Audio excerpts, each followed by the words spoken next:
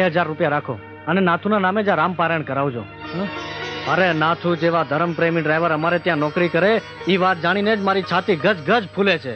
નાથુ, આજથી તારો પગાર ડબલ. અને બાપા, મારે લાયક કાંઈ પણ જરૂર હોય, હજી આમાં કાંઈ વધઘટ થતી હોય તો મને મૂંઝાયા વગર કહેજો. ભાઈ ભાઈ, બાપા સીતારામ. સીતારામ. જય કરો નાથા. અને આ પ્રમાણે માયાવી મેઘનાદના ધનુષથી ઘાયલ થયેલા શ્રી લક્ષ્મણ યુદ્ધના મેદાનની વચ્ચે પડ્યા છે.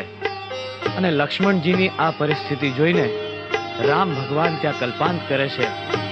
લક્ષ્મણજીનું મસ્તક પોતાના ખોળામાં લીધું છે અને લક્ષ્મણજીના ઘા ઉપર તેઓ પ્રેમથી હાથ ફેરવી રહ્યા છે, કલ્પાંત કરી રહ્યા છે, રુદન કરી રહ્યા છે, વિલાપ કરી રહ્યા છે. હે લક્ષ્મણ, હે મારા પ્રાણથી પ્રિય લક્ષ્મણ, આ તને શું થઈ ગયું? મારી પ્રાણ પ્રિય સીતાને મેળવવા જતા મેં મારા પ્રાણથી પ્રિય ભાઈ